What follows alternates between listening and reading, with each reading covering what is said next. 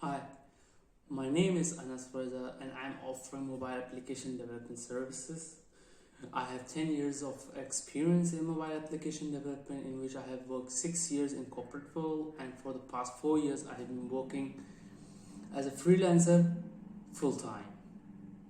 I have experience in native Android development using Java and Kotlin, and I do have experience in a Flutter framework using Dart languages. I can convert UI from Figma and Adobe XD, and I can connect the front end into the backend through REST APIs, Firebase, and parse as well.